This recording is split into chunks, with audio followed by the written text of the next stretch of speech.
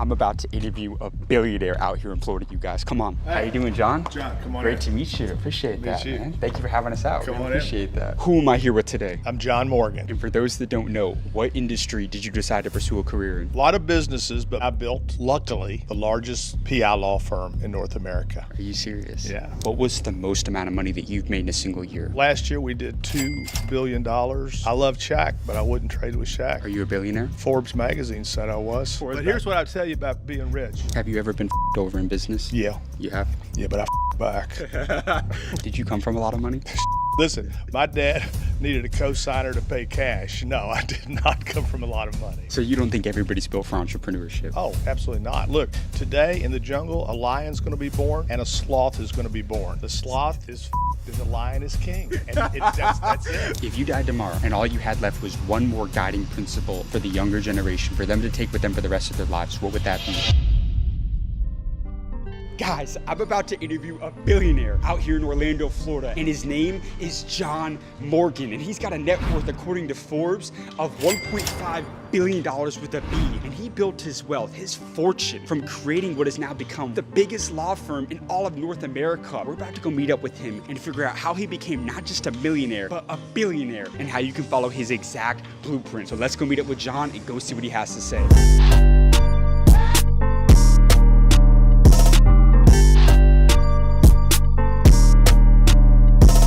We're on the way right now to go interview John at his house, but I want to point something out real quick that makes this interview fascinating to me. When you think about the amount of people that became billionaires and built their fortune through just simply law, you can count it on less than 2 hands. And John Morgan, who we're about to go interview, is one of those people. So this video is going to be crazy, you guys. This may be one of the wildest interviews that we've ever done, and this is the 19th billionaire that I've ever interviewed. So let's go. All right, you guys, we just got to John Morgan's house, and it's safe to say that he lives at a proper compound out here, you guys. So I'm excited for this one, man. This is gonna be a good one, to say the least. Come on. Hey. How you doing, John? John, come on in. Great to meet you. Appreciate that, man. Thank you for having us out. Come on appreciate in. that. How do I get one of those shirts? I gotta get you one. I need one of those, though. There's a shop on Rodeo Drive called Etro. Where are you from? From the DC area, but I live in Austin, Texas. Okay. The flagship store is in New York. So Okay. my kids go to New York shopping. They know what to get me for Christmas. Nice. I love it. Where are we gonna do it? We can do it out front here is cool. For those that don't know, what industry did you decide to pursue a career in? A lot of businesses, but my main industry is personal injury law. And I built, luckily, the largest PI law firm in North America. Are you serious? Yeah. How did that happen? What was the single greatest decision you made that enabled you to grow a multi-billion-dollar law firm? Delegate, get partners that you can trust, and share in the profit. If you're gonna scale and you want great people, you gotta bring them along with you, and they gotta make a lot of money with you, not for you. What's the number one thing that you look for in people when you're building your team? If a person is what I call send delete, in other words, I send them something and I know I don't have to worry about it and I can delete it. If you're a send delete person, you're my guy. Why did you want to become a lawyer? Did you always know you were going to be a lawyer? I didn't know I was always going to be a lawyer. My brother got hurt, was paralyzed when I was in college. I got pissed off at the way he was treated. It changed my life. It changed his life. And so therefore, that's what I did. I knew what I was going to do when I went to law school. So an accident that happened to your family, that's what led to you wanting to become a lawyer? Yeah, he's paralyzed C6, C7. He just passed away last year, but he worked with me and built the law firm with me all those years. I'm sorry for your loss. Thank you. But you turned your pain into fuel ultimately. Oh, I turned my pain into passion and purpose. And every time I walk in and see one of my clients, I see Tim. And when I see Tim, I say, I'm going to treat you the way I wanted Tim to be treated. And I'm going to protect you the way Tim should have been protected. I love it. Did you come from a lot of money? Shit. Listen, my dad needed a co-signer to pay cash. No, I did not come from a lot of money. So what was your turning point to financial freedom? What did you see that made you want to go out there and create this billion-dollar company? I think you're born with it. I think when I meet people my age, I say, were you a paper boy? When I meet paper boys that were paper boys, you're born with this entrepreneurial seed. It's just in you from the beginning, because a paper route is tough. It's every day, 7 days a week. There's no vacation. If I find a paper boy, I just found a hustler. I love that. So you don't think everybody's built for entrepreneurship? Oh, absolutely not. Look, today in the jungle, a lion's going to be born and a sloth is going to be born. The sloth is fucked and the lion is king. And that's it. I'd never heard that before. Yeah. That was good. Let me ask you this. Somebody's on their last year of law school right now. What advice would you give to them? If they want to build an empire like you, what advice would you give to them? Apply to work with me, because all these other law firms, they bill by the time. Everybody's getting ripped off. Everybody's getting stolen from because you're billable time. With what I do, I don't bill anything. I pay you if I win. I don't charge a fee unless I win. So I would not be a lawyer charging by the hour. There's just not enough upside for that for me. Are you a good negotiator? Yeah. You are? Yeah. Can you give me a master class on negotiating right here? Master class in negotiating is this: whoever speaks first loses. And you've heard that, right? Yeah. So you got to listen. People who talk too much, they don't hear. You got to listen and learn and then negotiate. Was there a time where you did not speak for a while? I've always been a pretty good negotiator. I've always kind of sized up the deal and sized up the person and made that decision. So listen, I've been hustling since I was 7 years old. I sold cheerful cards at 7 years old. So I think that the entrepreneur is born with it. And what I really think is that life is luck. I believe, everybody says, oh, you did it, you did it. Listen, I did it this way. I made 1,000 left turns and 1,000 right turns and 1,000 U-turns. If I made one different turn, everything could have been fucking different. Everything. And yet I pat myself, oh, look how great I am. No, I'm a lucky guy that was born to work. And that's who I am. One turn, everything's different. You know who I admire a lot? Mark Cuban, because he'll tell you the same thing. I interviewed him. Did he talk about luck? Yeah, luck, yeah. Listen, successful people pat themselves on the back too much. What they really should do is get on their knees and thank God that those left turns and right turns and U-turns ended up here. So you believe in God? I believe in God. I must, because I pray every night. So faith has been important for your success? Every night I pray to God. What's the best advice you ever got from a mentor? Keep your word, because all we have at the end of the day is our reputation. And if you fuck one person once, it'll get out. But if you keep your word, everybody keeps coming back. Everybody keeps coming back and wants to do business with you because they know that your word is your bond. Have you ever been fucked over in business? Yeah. You have? Yeah, but I fuck back. So how do you respond to that when that happens? Well, Jeff Bezos said something once I read. It was unbelievable, which is sometimes you just got to pay people to walk away, to leave. And so what I do is I find cancers in my business and I excise the cancers. And sometimes you pay them just to walk away, because negative energy is the worst energy of all. You cannot get rich when you're negative. You can only get rich when you're positive. So excise the cancers, cut the cancers out of your life. Sometimes you get fucked over, you want revenge. The greatest revenge, as you know, is success. You're the biggest lawyer in the world. Have you ever been sued before? I've had lawyers in my firm that have made mistakes and have fucked up a case, and guess what I do? I admit it. I bring the client in and go, look, he fucked up. But here's the good news. I got insurance. You're going to do better now than you were, because you know what? You were my client. You came to me. I'm going to take care of you now, even though you got to go hire a lawyer and sue me. That's okay. That's why I've got insurance. That's why I got money to pay those things. Guys, in the last few years, I've spoken to over 1,000 millionaires. I've interviewed Mark Cuban, Shaq, Tom Cruise, and over a dozen billionaires. And you want to know the single biggest lesson that I've learned that's allowed me to build a multi-million-dollar company and one of the largest media companies in the entire business space? It's that people will take you places that money can't. The key to success is not about what you know, it's who you know. Proximity is the cheat code. The problem is, it's hard to meet the right people and get them to mentor you. So for that reason, this next week, from June 23rd through June 29th, I'm doing something insane. I'm launching the first ever Millionaire Week, where I'm bringing a multi-millionaire right to you every single day. Have you ever wanted to ask a millionaire about your business or idea? Or have you ever wondered what it's like to be in my shoes and be able to ask the most successful people in the world anything you want? Now, you'll be able to ask multi-millionaires your questions live on Zoom and get mentored directly from them every single day. So if you're broke, this will help you get out of your rut and build momentum. If you're rich, you already know how valuable and priceless mentorship from the right person really is. And this will help you level up even more. Plus, on top of all that, if you watch this entire video and click the link below to grab your ticket to Millionaire Week, you will also get access to a full month of the School of Mentors, the #1 community for business owners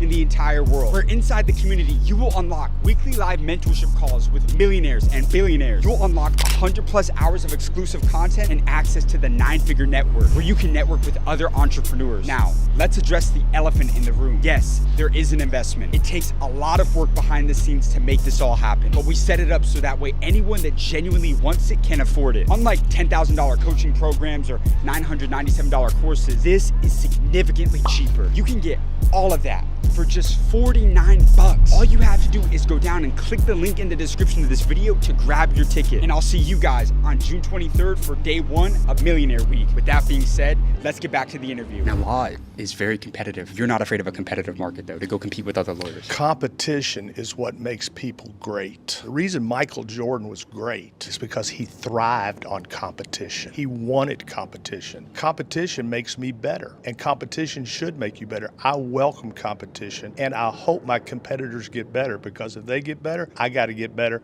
to stay ahead. But what did you do differently from 99% of other lawyers that enabled you to build the biggest law firm in the entire world? I had a vision, and the vision went like this. What would Google do if it was a law firm? And I said, I'm going to build the Google law firm. And then I said to myself, what would Google be? I said, Google will be everywhere for everyone. All 50 states, 24/7. Go to your phone. You want to be a client of mine? You can be my client in 2 minutes. Why is that? Because that's what Google would do. When I told people that I was interviewing you, and I was like, I'm interviewing, John Morgan. He's one of the biggest lawyers in the world. They're like, Morgan & Morgan, everybody knows your brand and your business. How did you take your law firm national? What was that process like when you're like, I want to go to California. I want to, go take over this market. What was that strategy like? Look, I first went from Orlando to Tampa, and then I went from Orlando to Jacksonville, and then I went from Orlando to Naples. Brick by brick by brick by brick. When you build a house out of bricks, remember the 3 little pigs? Don't use straw, don't use sticks, use bricks, because bricks stand up to a hurricane. Straw and sticks don't. Now, throughout your career, what was the most amount of money that you've made in a single year? Last year we did $2 billion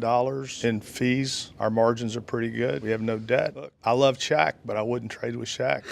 Are you a billionaire? Forbes magazine said I was. But here's what I'll tell you about being rich. One time I went to a party, a guy named Jimmy Bryant, he owned a large Toyota dealership. Somebody asked him, said, what are you worth? And Jimmy said, people who say they know what they're worth, they're not worth shit. One day Kanye was a billionaire. The next day Kanye was living out of his car or something with Lamar Odom. I don't know. So I'm comfortable. But it's safe to say, though, before today, I had interviewed 18 billionaire. You're the 19th billionaire that I've interviewed. Is that safe to say? I would say that I am in rare air, and I can't believe it.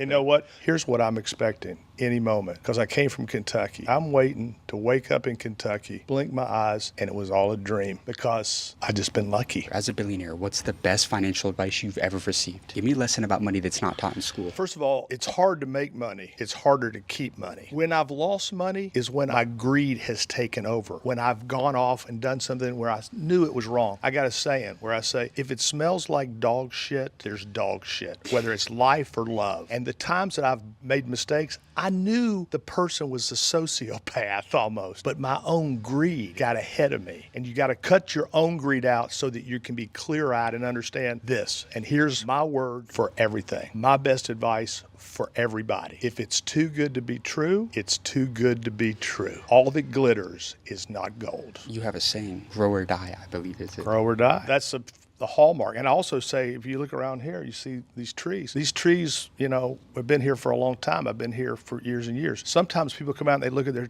their yard, they have no trees. They go, oh, I should have planted a tree. The best time to plant a tree was 20 years ago. The next best time to plant a tree, today. And a lot of people don't plant the tree because they say, I should have done it 20 years ago. Shoulda, woulda, coulda. That's an excuse. That's a lazy guy's excuse. Plant your tree today if you didn't plant it 20 years ago, because I'll tell you what, trees grow fast with water. What keeps people broke in today's world? Greed. There are so many fake people out there. I look at this crypto world. I don't even understand what the fuck it is. Everybody wants to do crypto. I don't know what it is. If I don't understand it, I don't do it. I don't understand crypto. I would like to understand crypto. I've tried to understand crypto, but if I don't understand it, I don't do it. You're part of the top 1% of the top 1%. Where are you putting your money? I tell you, viewers, read these books. A Random Walk Down Wall Street and Black Swan. Where do I put my money? Index funds for equities, tax-free bonds that yields about 4 to 4.5% tax-free. In the Great Depression, less than 1% defaulted, and U.S. Treasuries. I take my capital, invest in me.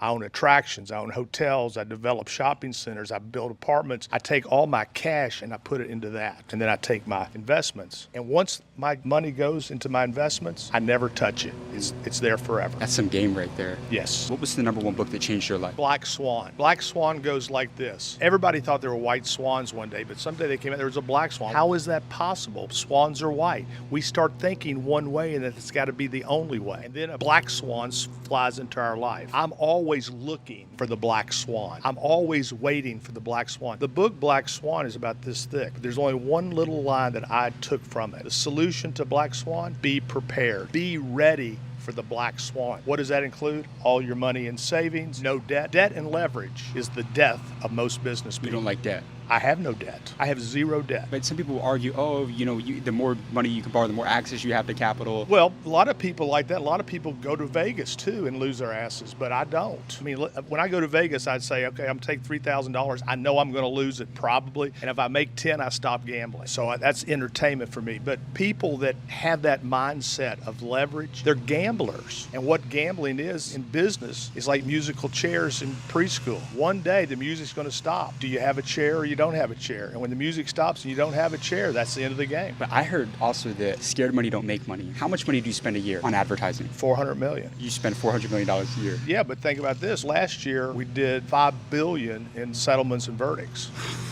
$5 billion. So would you spend 400? I mean, it's less than 10%. How do you know that there's an ROI there? Looking back, you spent $400 million. What was it that made that so successful and enabled you to close $5 billion in settlements? There's two things in my business. There's catching fish and cooking fish. Catching fish, I'm great at, but cooking fish is you got to have the law firm that can actually go get the verdicts. The insurance industry knows who I am because I win a lot. And it's not make-believe. It's not, oh yeah, it's real verdicts. And these insurance companies have a software called Colossus. They know exactly what law firm is going to do on every single case. And they know when they draw me, they're in for a fight. When they draw a lot of lawyers, it's a lawyer taking a knife to a gunfight. I mean, there's no chance. And so you have to have them both. You have to have the marketing, which we have. But if you don't have the lawyers, you're a paper tiger. Because this is a very competitive business. I'm suing the biggest drug manufacturers in the world, the tobacco industry, the insurance industry. Are you not afraid going after them? No, my hero in history was David, who took down Goliath. I love that guy. I love the little guy with the slingshot right between the eyes. But you're going after these giants. Every day. And guess what? They're shooting back with real bullets. I shoot back with real bombs.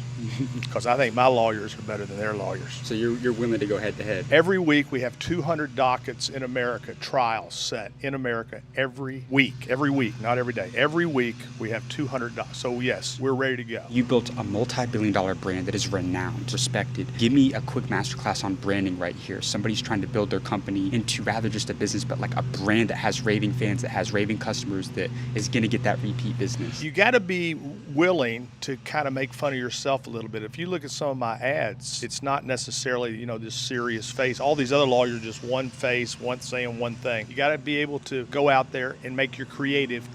People call ads, that's your creative. Make your creative.